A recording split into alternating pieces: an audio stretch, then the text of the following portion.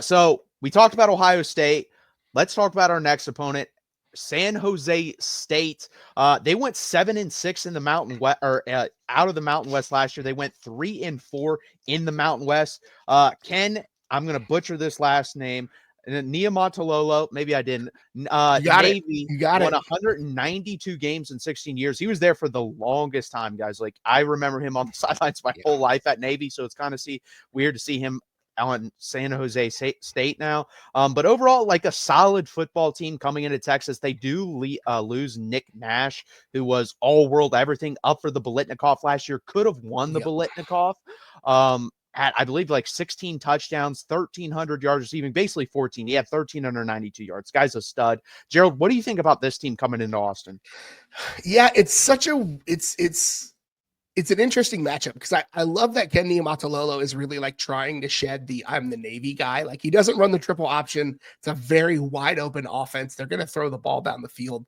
I don't think they know who their quarterback is yet. Like, that's the question I have, right? They have both of the guys that got significant snaps returning last year. They also took a quarterback in the spring portal. So that tells me they don't really feel that good. This kid that transferred in from, I think it's from UCLA, like was an early enrollee at UCLA and then transferred after the spring to San Jose State. It's just such a weird situation. Like, I don't love that for them at the quarterback spot. They do have potentially one of my favorite players in college football, though.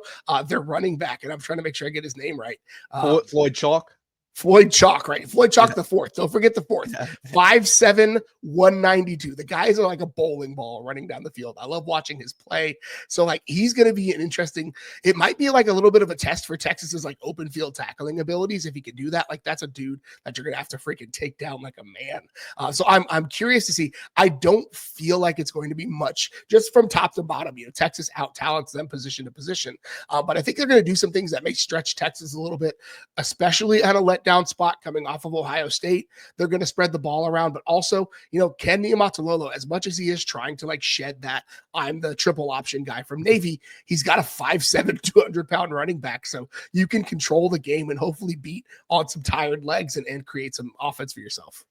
Yeah, so they're a weird team because they were 130th in run game last year. They were basically dead last in college football at running the football, which is weird because, like you said, the head coach wants to be able to run the football. His whole life, they're running the triple option at Navy. So are they going to be able to take that jump to become, I don't know, average? Can they be an average running team? Because that's all they did last year was throw the football. And they honestly, other than Nick Nash, weren't great at it. They lost their two best wide receivers, Nick Nash. They lost another guy that transferred in from Nevada last year, put up 900 yards. So you bring in 3 transfer wide receivers from, no offense, bottom tier type programs. I believe one of them's from Purdue. I think another one's from New Mexico State. They're not great players coming in. And then your 2 other leading wide receivers are Matthew Coleman and Trayshawn Hurry at 401 yards and 481 yards. So you're not really bringing much back offensively. Like the quarterback position, Walker Eggett was their starter for most of the season last year. Their other guy that had some playing time transferred to Coastal Carolina, and this guy only has 57.3% completion percentage, 13 touchdowns, 10 receptions. So if you're a bad running football team and your starting quarterback only had 13 touchdowns, 10 receptions, that probably doesn't bode very well for you coming in Austin and putting up more than, I don't know, maybe 2 touchdowns. That's just me. Yeah, it's not great. And then, you know, they weren't great defensively either in a lot of spots. I mean, they gave up like 54 points to John Mateer at Washington State. Well, again, Washington State, John Mateer might be a good quarterback. I'm heavy on the might right there, right? But a lot of folks like him. Nevada, Colorado State, Oregon State, Boise State all put up like 400 plus yards on that defense. It's just, again, first year under a new coach. So they're still trying to figure some things out. They should hopefully get better. I like Ken Niumatalolo. I think he's a good dude. And I think I want to be successful. And so I think this probably won't be the week for them. They were like that. They were just such a hard team to figure out. Like they went to 5 overtimes in that bowl game with USF. They gave up less than 300 yards in that game and still lost in overtime.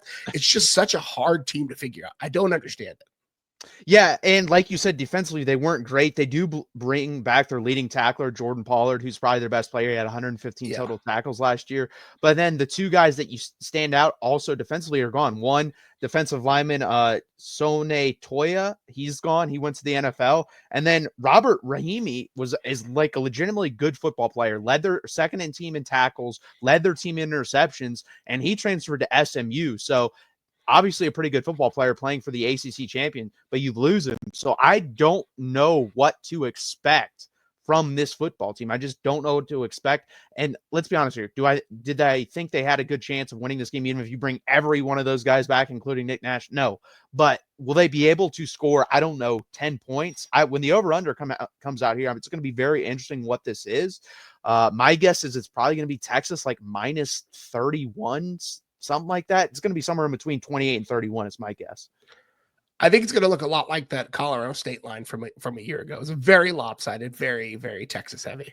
No, I agree. And yeah, and I don't see this team doing what happened a couple years ago where you go on the road, you beat Alabama, and then you come home and you're tied with Wyoming in the fourth quarter. That Wyoming team, the running back, Harrison Whaley, that dude's a stud. I don't think Floyd Chalk is that good. And then they also kind of threw a wrinkle in the game plan. They said the whole week this quarterback was going to play, and they put in their backup quarterback to play most of the game, and he was a running guy, and they basically just ran screens and ran the quarterback the whole game, and they were just able to eat up clock and keep the game close. But then you see Texas have that speech on the sideline and blow them out in the fourth quarter, game's over. I don't think San Jose State's going to be able to do that. And I also think Texas is in a better place from a leadership and a mentality standpoint. So I think Texas wins this game. Let's give early predictions as well, Gerald. What do you think the score is going to end up being? Yeah, I think it's going to be a lot to a little for sure. I'm looking like probably, a 42-14 situation. I think Texas probably gets a heavy dose of garbage time in this one. And maybe Texas's backups do well as well, but I think it'll be probably like 42 or 45 to like 14. You give up a couple of touchdowns late on some backups. No, that's fair. I'm going to go 41-6. So we're basically in the same ballpark. 39 points. You got it to 27 points. So overall, I think Texas wins this game by 4+ scores. I think we both agree with that. And, after Ohio State, we kind of get breathers. We get Sam Houston State, San Jose State. There's another one in there too. What's the other team that we play that's not very good? I forget, but it's not a good football team. So 3 easy ones in a row. And then I believe the next game we go is the Swamp. So that's going to be fun. Yeah, it'll be interesting to have to knock the rust off a little bit even after that.